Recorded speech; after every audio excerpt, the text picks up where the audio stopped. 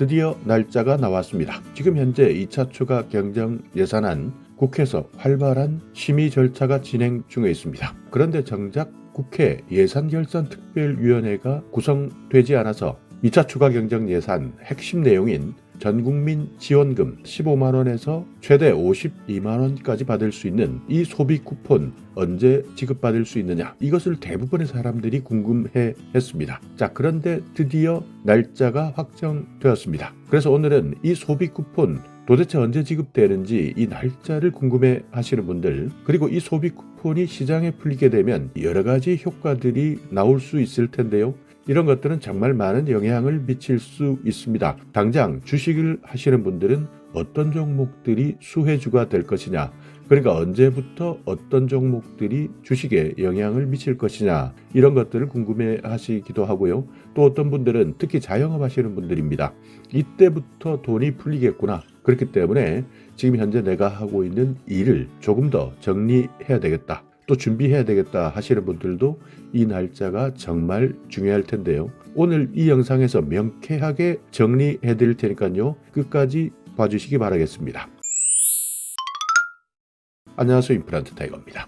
가장 중요한 것은 예산결산특별위원회였습니다. 그런데 이 위원회가 구성되지 않았기 때문에 대강의 날짜가 나오지 않았던 겁니다. 이유는 여당과 야당이 바뀌고 나서 국회 법사위원회 그리고 예산결산특별위원회를 야당이 갖겠다, 아니다 여당이 갖겠다, 이렇게 옥신각신 다투다 보니 시간만 계속 가고 있었습니다. 그렇지만 6월 본회의는 7월 4일 이미 정해져 있었습니다. 그래서 어찌되든 현재 여당이 압도적으로 숫자적 우위를 유지하기 때문에 이때까지는 무조건 통과시킬 것이다 예상은 하고 있었지만, 그래도 절차라는 것이 있습니다. 지금 현재 각 상임위별로 예산에 대한 심의를 하고 있는데요. 여기에 대한 모든 자료들을 취합하는 곳이 바로 국회 예산결산특별위원회인데, 이 위원회를 거쳐야 국회 본회의에 상정할 수 있기 때문에 그만큼 국회 예산특별위원회가 중요했던 겁니다. 그런데 드디어 이 위원회가 구성된 겁니다. 그리고 여러 가지 일정도 발표했는데요. 가장 중요한 겁니다. 새 정부의 첫 추가 경정 예산 심사 언제까지 할 것이냐, 이 날짜가 중요했는데 이것을 발표한 겁니다. 이번 신임 예산결산특별위원장은 이번 3차 본회의에서 이 내용을 밝혔는데요. 30일입니다. 6월 30일 이번 정부 첫 추가 경정 예산 심사에 착수하겠다. 전체 회의를 30일 날 열어서 추경 예산안에서 조정 소위를 구성하고 추경 공청회 이런 것들은 생략하겠다. 그러니까 속도를 내겠다는 겁니다. 그러면서 국무총리를 비롯한 기재부 장관 그리고 이번 추가 경정 예산과 관련된 소관부처 기관장을 대상으로 해서 종합정책 질의를 실시하겠다는 겁니다. 그래서 7월입니다. 7월 1일 추경안 증감액을 심사합니다. 그러니까 어떤 것은 올리고 예산을 어떤 것은 감액시키겠다. 이렇게 해서 7월 1일 예산결산특별위원회 심사 조정 소위를 가동하게 되는데요. 이 회의가 끝이 나게 되면 7월 3일입니다. 날짜 못 박았습니다. 전체 회의를 열어서 추경안을 예산결산특별위원회에서 의결하겠다. 땅땅땅 방망이를 치겠다는 겁니다. 그렇다면 자동적으로 남아있는 것은 국회 본회의인데요. 압도적인 숫자를 가지고 있는 여당 입장에서는 이번 새 정부의 첫 정책입니다. 첫 예산입니다. 추가 경정 예산 어떠한 일이 있어도 최대한 신속하게 통과시키겠다라는 의지를 가지고 있기 때문에 조정 소위 심사 일정, 그러니까 6월 30일 그리고 7월 3일 이 두 날짜를 지켜서 최대한 신속하게 결정하겠다는 뜻인데요. 현재까지 국회에 제출된 자료는 총 30조 5천억 규모입니다. 그래서 7월 4일까지는 이 추가 경정 예산안을 반드시 처리하겠다는 뜻입니다. 그리고 또 자료 하나 살펴보겠습니다. 자, 이렇게 7월 4일 금요일 국회 본회의를 통과하게 되면 정부에서 실제 지급하는 날짜는 언제일까? 이것도 매우 궁금해합니다. 국회에서 결정한다고 바로 준비할 수 있는 시스템, 이게 또 하나의 문제인데요. 그렇습니다. 행정안전부에서 발표했던 자료인데요.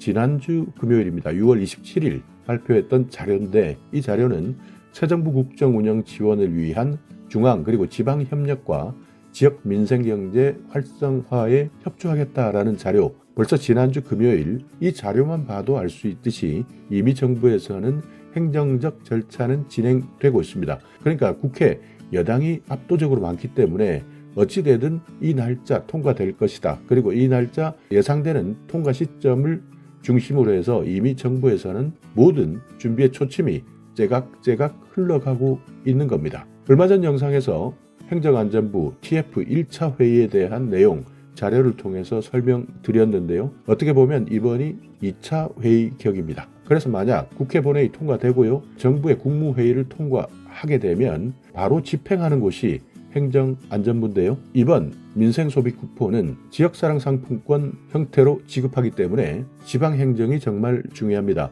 서울 같은 경우에는 서울사랑 상품권, 그리고 전국적으로 지방자치단체별로 사용하고 있는 지역화폐가 많이 다릅니다. 그렇기 때문에 중앙정부에서만 준비가 끝난다고 해서 바로 지급되는 것은 아닌데요. 그래서 제4회 중앙지방정책협의회를 개최한 겁니다. 여기에서 민생회복 소비 쿠폰 어떻게 지급할 것이냐, 중앙에서는 이렇게 준비할 테니 지방에서는 이렇게 협조합시다. 그리고 소비 진작이나 지역 경제 회복을 하기 위해서 또 다른 좋은 안들이 있는지 지방에서는 어떻게 준비해야 될지를 논의한 겁니다. 여기에서 가장 중점적으로 논의된 내용이 신속입니다. 그러니까 얼마나 빨리 지급할 것이냐, 이것이 가장 중요했는데요. 보통 이렇게 정부에서 모든 것이 결정되고 예산안이 확정되고 대통령이 예산안을 승인하고 공포하게 되면 지급 준비기간, 일반적 준비기간이 있습니다. 그러니까 각 부처나 시, 군, 구 이런 관련 기관들이 쿠폰 발행을 위해서 행정적 준비를 진행하게 되는데요. 이 과정에서는 예산을 배분하기도 하고요. 쿠폰, 소비 쿠폰을 지급하는 시스템도 개발돼야 되고요. 테스트도 해봐야 됩니다.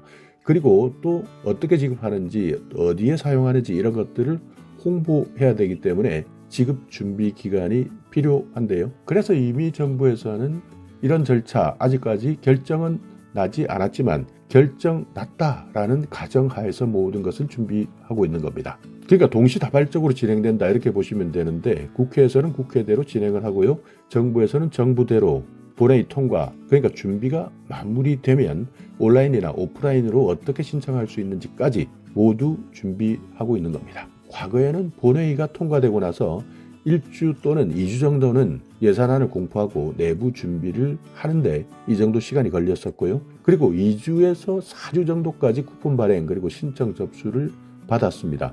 그러니까 실제 쿠폰을 지급하는 데는 늦으면 한 달 정도 걸리는 경우도 많았지만 이미 지난 재난지원금을 신청해보고 사용해보고 소비해본 경험이 있기 때문에 이번에는 이 기간을 최대한 앞당기겠다는 겁니다. 그래서 1주에서 2주 내에는 쿠폰을 지급하고 사용할 수 있도록 한다는 건데요. 자, 이렇게 따져보면 7월 3일 예결위 결정이 나고 바통을 넘깁니다. 그래서 본회의 7월 4일 금요일 통과되고요. 대통령이 승인하겠다는 겁니다. 그랬을 때 2주입니다. 21일부터는 지급 가능하다 이렇게 예측하고 있다는 겁니다. 어떤 분들은 이런 말들을 하시는 분들도 있습니다. 아직 정부에서 결정 난 것도 아닌데 왜 이렇게 예측하고 있느냐, 비판적인 시각을 가지신 분들도 있는데요. 서두에도 제가 말씀드렸지만 이런 것들을 예측하는 것이 중요합니다. 정보라는 것은 결과가 발표되고 나면 크게 중요해지지 않습니다. 왜냐하면 너도 알고 나도 알고 모두 알고 있는 상황, 그러니까 이미 TV만 틀어도 다 아는 상황이기 때문에 활용해도 크게 가치가 없습니다. 그렇지만 미리 아시는 분들은 모든 것을 미리미리 준비할 수 있다는 뜻인데요. 그래서 7월 정도 되면 이때부터 돈이 풀리는구나. 시장에서 이곳저곳 돈이 풀린다. 그렇다면 이것이 경제적으로 어떤 영향을 미치는 것일까? 그리고 내가 현재 그러니까 활동하고 있는 영역에서는 이런 것들이 어떤 의미가 있을까? 이 시점을 중요하게 생각하시는 분들은 정보로 잘 활용한다는 건데요. 그래서 이렇게 자세하게 제가 하나하나 따져가면서 달력을 봐가면서 예측해 드리는 것이니까요. 혹시 이런 부분이 궁금해 하셨다면 정보로 잘 활용하시고 내 생활에 도움이 되었으면 좋겠습니다. 그리고 또 하나 말들이 많았던 것은요. 이번 소비 쿠폰 외국 사람 주느냐 마느냐였습니다. 현재까지는 주는 것으로 심의되고 있습니다. 그렇지만 여러 가지 상황을 본다는 겁니다. 모든 사람을 다 주는 것이 아니라 여러 가지 기준을 보겠다는 겁니다. 국내 체류 기간이 일정 기준 이상이다. 예를 들어서 6개월 이상 살고 있다든지 아니면 합법적으로 근무 중인 외국인 노동자라든지 법적인 주민등록이나 외국인 등록번호를 보유하고 있다든지 이런 것들을 모두 따져서 지급하겠다는 건데요. 그러니까 만약 선정 기준을 정한다고 할 때 우리나라 국민에게도 적용하는 것 있습니다. 이번 상위 10% 같은 경우에는 25만 원 전체를 다 받지 못하는데요. 이 기준은 건강보험 자격 기준입니다. 마찬가지 외국인 같은 경우에도 만약 소비 쿠폰을 지급한다고 하더라도 건강보험 자격을 보유한 영주권자 아니면 결혼 이주자 이렇게 제한될 가능성이 있습니다. 그러니까 단순하게 방문한 사람 또 비영주권자 이런 사람들은 제외시키고요. 실제 우리나라 사회에서 깊이 참여하고 있는 그러니까 우리나라 경제활동과 의미 있는 연관성이 있는 외국인만을 대상으로 하는 것을 고려하고 있습니다. 그렇기 때문에 국회 본회의 통과 7월 4일 통과된다면 지급 일정 21일부터 지급되는데 1차에서는 모든 전 국민에게 기본적으로 15만 원을 지급합니다.